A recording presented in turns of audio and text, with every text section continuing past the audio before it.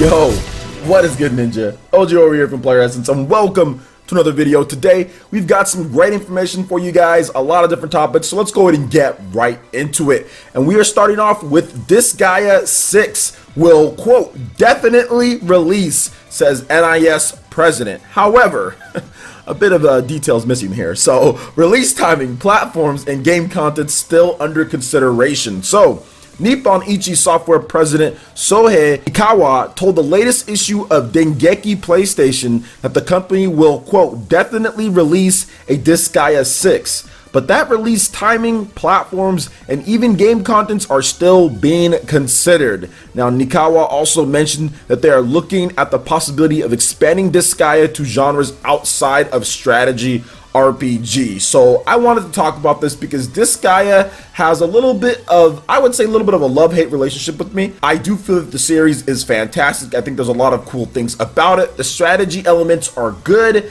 It's deep. There's a ton of different characters, but I feel that for some people it's a little bit too much because there's a line that you kind of have to draw, and Disgaea has so many different characters, has so many different things you can do, has so many different variations. I think it intimidates a lot of people.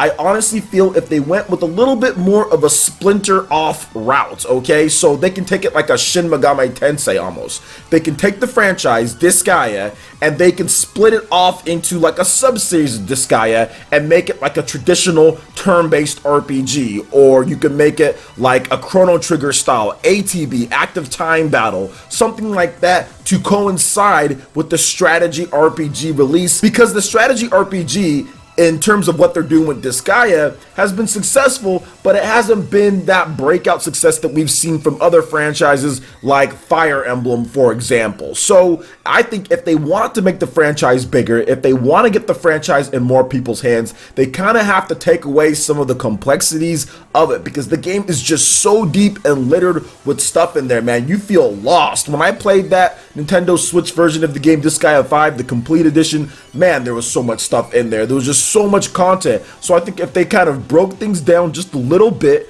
kind of made a traditional Disgaea turn-based RPG to coincide with the strategy RPG, like I said, almost like a Persona to Shin Megami, even though those are both turn-based RPGs and share a lot of similarities, they still were split off from each other. So I think they can do the same thing if they're going to explore different genres out there. And I think that kind of changing up the art style might be a little bit of a better thing to do. They kind of have like that chibi art style going. I like to see a little bit better models in terms of like the characters, make them a bit bigger, make it to where it's a little bit more not so chibi when you fight and everything. So I think that's another way to kind of get the franchise jump started a bit and kind of just make a little bit of a change. Now, of course, you don't have to do all these things with the traditional strategy RPG. You can keep things exactly the same way that it's always been, and that way people who love the traditional Disgaea won't be upset. But then for people that are looking for something a little bit different, you can kind of change things up just a bit. You can make a Persona style or Shin Megami Tensei style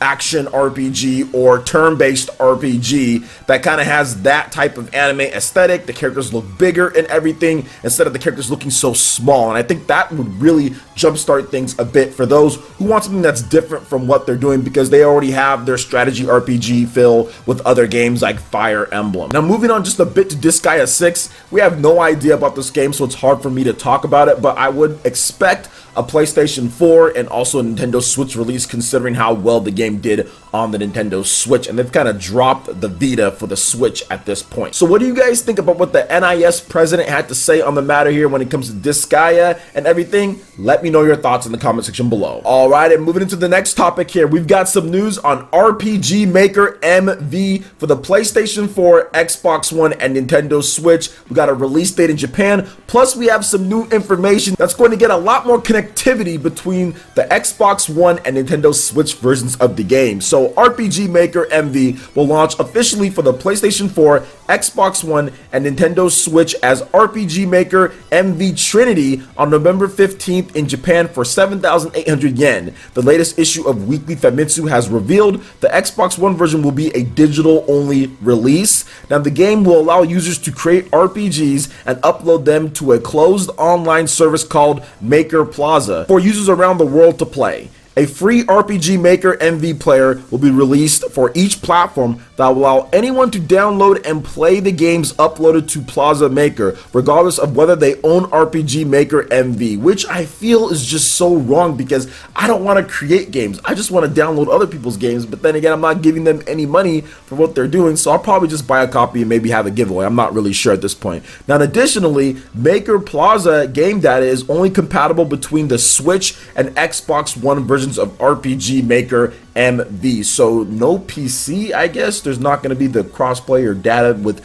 PC and Nintendo Switch and Xbox One, but Xbox One and Nintendo Switch can communicate, which I might be wrong. There might be more details on that later, guys, but we'll have to wait and see, or when it comes to the US. But that's what they're saying here. Xbox One and Nintendo Switch can communicate and share game data to download levels, which is really cool. But man, how many people are going to have this game on Xbox One? Anyway, in North America and Europe, RPG Maker MV will launch for the PlayStation 4, Xbox One, and Nintendo Switch in 2019. So Japan is getting it way before we're getting it, unless it's launching in January or something like that for the Nintendo Switch and the PlayStation 4 and the Xbox One here in the States. But either way, this is really cool news that Xbox One owners and also Nintendo Switch owners will be able to communicate, cross-play in a weird sense of way, not cross-play, but you'll be able to download the game data from each other's servers and be able to play. So if somebody is a master game maker, RPG maker on the Xbox One, you'll be able to play those. And probably for the Xbox One users out there, this is going to be really valuable because I think a lot more people are going to pick up this game on the Nintendo Switch than the Xbox One, and you'll have access to all of the Nintendo Switch content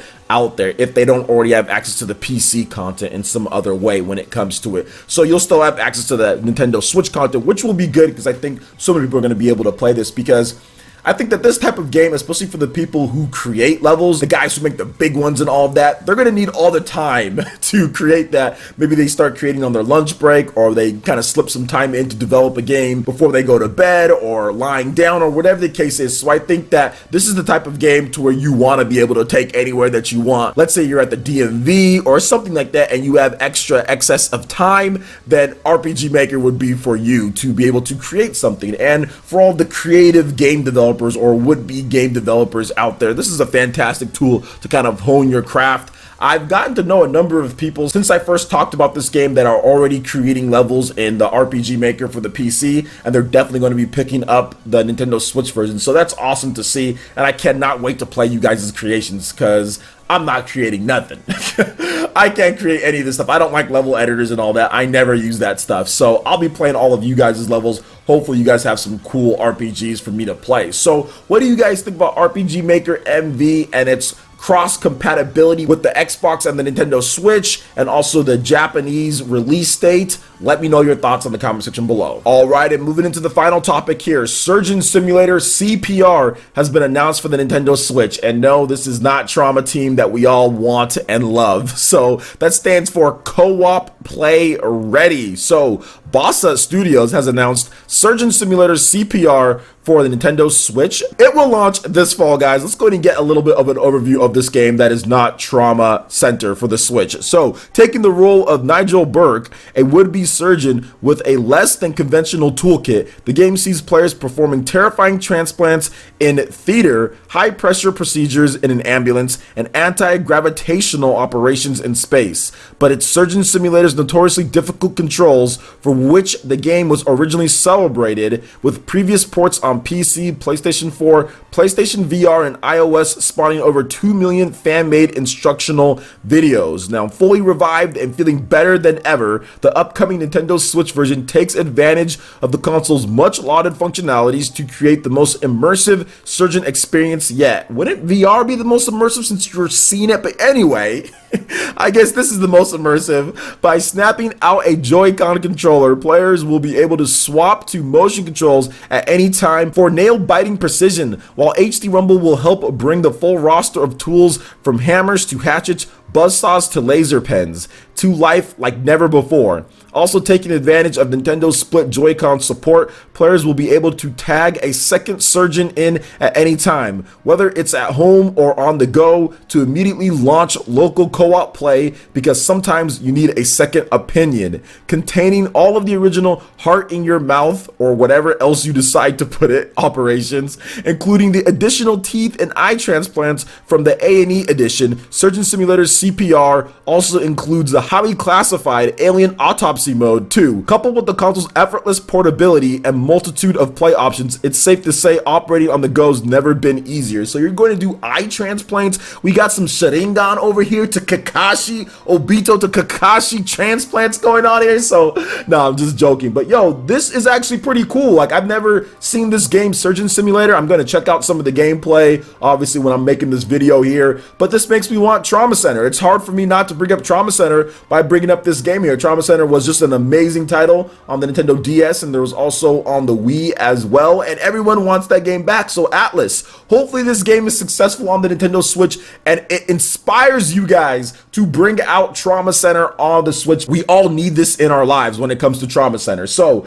what do you guys think about all the different topics that we discussed here? Disgaea 6, RPG Maker MV, Surgeon Simulator, CPR. Let me know your thoughts in the comment section below. Alright Ninja, that wraps it up for this video here. Go ahead and check out the links in the description below. We got Facebook and Twitter. Go ahead and give us a like and a follow on our social media. Really helps us spread the content of players across the internet in addition to YouTube. Also, make sure you check out our Patreon, Twitch, and YouTube live gaming pages and consider supporting Player Essence. When you do so, it gets you access to all sorts of cool benefits, perks, rewards, and emotes via YouTube sponsorship. So check out the link in the description below and consider supporting Player Essence right here on YouTube. Hit that like button if you did like this video. Lets me know you guys want more content like this going forward in the future. And subscribe to Player Essence for this RPG, Japanese, and Nintendo gaming news.